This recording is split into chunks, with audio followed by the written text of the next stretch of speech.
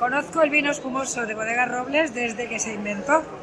Creo que el IFAPA de Córdoba hizo este trabajo magnífico y fui parte de la primera experiencia.